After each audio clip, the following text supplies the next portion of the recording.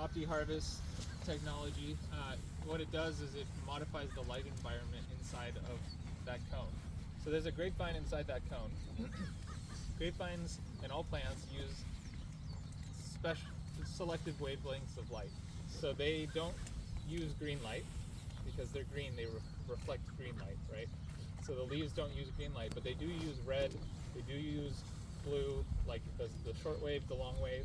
They use infrared, they use ultraviolet.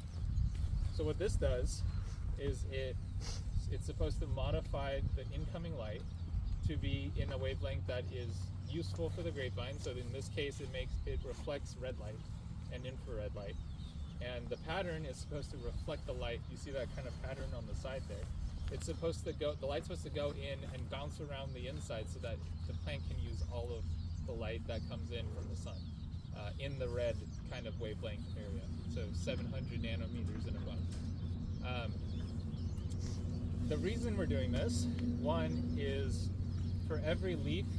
So if you have a leaf on top of another leaf, that first leaf is getting 90% of the incoming solar radiation and then only letting about 10% to the next leaf. So that next leaf is only about 10% as effective at photosynthesis as the leaf that's right above it. What this is supposed to do is eliminate that by letting the light bounce around inside of this device.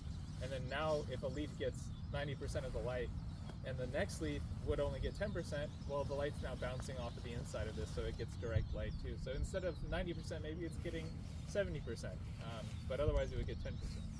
So this is supposed to redistribute the light to make it more available to the leaves, and it's supposed to increase your growing time, or decrease your growing time by 1 year to where you get fruits for the first time. We don't know if it works yet, but we're testing it out at a couple places, and this is just kind of a showpiece here. So this isn't an experiment, this is just to show you what we're doing with it.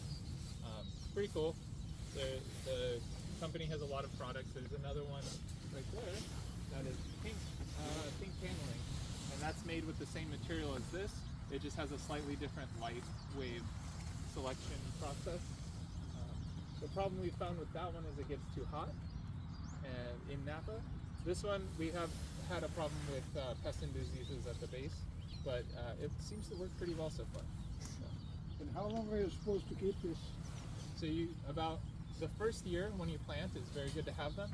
You can leave them the second year as well. And that's it. And that's it. So what we foresee these being useful for, if they work scientifically and they put out good results, is to use them to replace grapevines in a vineyard.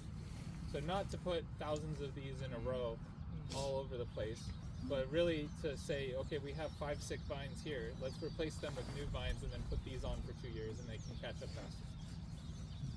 So that might be a really good use for them. They also sell these for home growers. Apparently they work awesome with tomatoes. I don't know. I don't work with tomatoes. So. I like tomatoes.